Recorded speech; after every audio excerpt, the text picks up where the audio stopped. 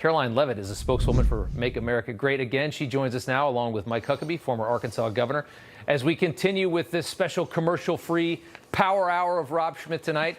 Caroline, starting with you, Biden and his family can bring in millions from China. Trump is a criminal, though, because a bank that made a fortune off of him was told an inflated asset value 20 years ago. Make it make sense. It doesn't make sense. And thankfully, the American people are smart enough to realize that it doesn't make sense when you have Joe Biden, who's spent decades in a career in quote unquote public service, but then is somehow a multimillionaire. And then you have Donald Trump, who had a legitimate business empire making billions of dollars the right way through capitalism, right? And now somehow he's the bad guy. Just today, we learned more about Joe Biden's corruption, though. It appears that $250,000 was wired from a Chinese communist into a beneficiary account with the address of Joe Biden's own home in Delaware. And somehow we're supposed to believe that this is a guy who never discussed business dealings with his son. Maybe this is why Joe Biden isn't tough on China. We also learned Caroline, as we all know, there's no evidence that Joe Biden was involved in any of these dealings. I mean, I've been told that multiple times. So, Governor, I want to get your thoughts on this. Go ahead, sir.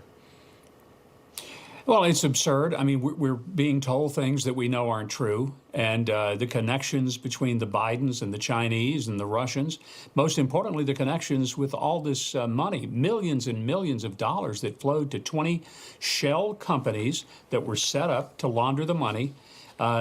This is a scandal. And why the press doesn't acknowledge it, why even some Democrats in Congress won't acknowledge it, is something that maybe one day they can explain it to us. I don't understand it. I don't either. Caroline, I want to talk about Biden versus Trump and wooing these union voters in Michigan. How is Trump's visit tomorrow going to look different from the 58-second spectacular that we got today? Well, he'll actually go there and give a speech and lay out a detailed policy plan on how he will save the jobs of these auto workers. He already reinvigorated this industry. These workers have served as the backbone of our American economy for decades. When Donald Trump was in office, he renegotiated NAFTA, which was a horrific deal that Joe Biden long supported when he was in the Senate. Donald Trump created 450,000 manufacturing jobs. Their wages were up, their pensions were up, inflation was down. And now just the opposite has occurred under Joe Biden's Bidenomics. They are on that picket line because of Joe Biden. Donald Trump will save not only the workers, but also the great American auto companies, too. Governor, the NBC reporting the Biden team is feeling the heat from third-party candidates like Cornel West, I think also RFK Jr., although they're not allowed to talk about him, as we know, threatening to siphon off Biden voters. One staffer saying it's pretty effing concerning. You combo that with these new polls we're seeing, Trump up 10, according to ABC News Washington Post. I wonder what your thoughts are on whether or not the president actually makes it to the finish line here, or are they gonna come up with another plan?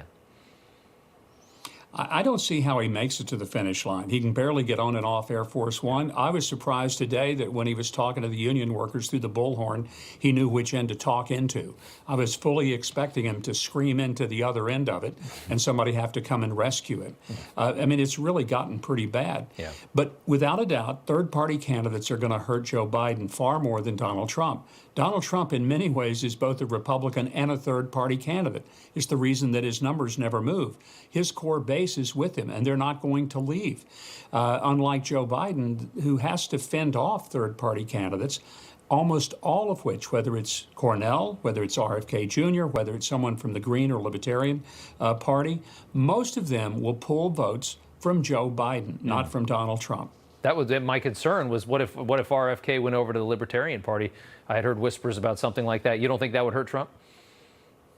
No, I don't. I think Trump's followers are solid with him. I think RFK is a very credible candidate. It's a shame the Democrats don't understand that his last name, I mean, it's Kennedy. The legacy of the party. Yeah. It's insane that they've treated him like a pariah.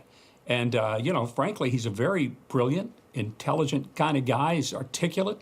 And, you know, he's got some opinions. Maybe you don't agree with all of them. But you can't deny that this guy actually says what he means and means what he says. Yeah. And there is nobody else in the Democrat Party that you can say that about right now. And nobody has the connection to the voters. He might not have the connection to the establishment, but to the voters, he would connect far better. I think he would actually perform a lot better. That's that. Governor Huckabee, Caroline Leavitt, thank you both. Appreciate it. Thanks, Rob.